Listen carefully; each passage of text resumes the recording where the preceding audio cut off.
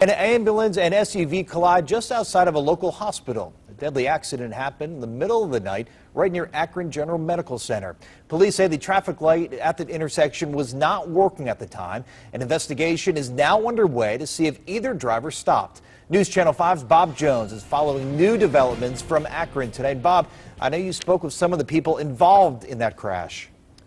That's right. Two of the accident survivors said they were too shaken to go on camera, but they did tell us that their SUV had stopped at a traffic light that wasn't working, and that's when they say an ambulance failed to stop and broadsided their vehicle. The crash killed one of their friends. Tonight, the victim's family wants answers.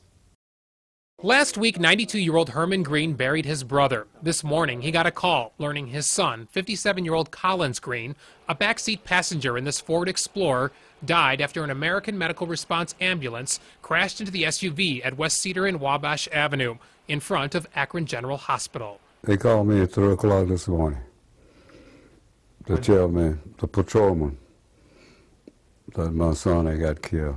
It's terrible. When they called me this morning and told me that I really got in bad shape. Police say a traffic light was out because of a power outage, and both drivers should have treated the intersection as a four-way stop.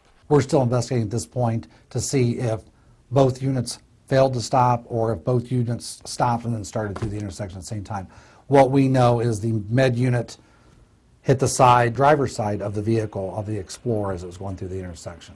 Police say 3 other passengers in the car, including the driver, Sharika Jones, suffered minor injuries. The ambulance driver, 20-year-old Eric Schupp, along with another EMT and a 56-year-old patient being transported, were not hurt. The ambulance was transporting a patient to the hospital, but they were in a non-emergency transportation mode, so they were not going lights and siren. Family members say Green was a former school teacher who was outgoing and loved life. Tonight, Herman Green says another one of his sons is trying to get to the bottom of the accident that left their family heartbroken. Once he do the investigation, he gonna tell me everything that happened.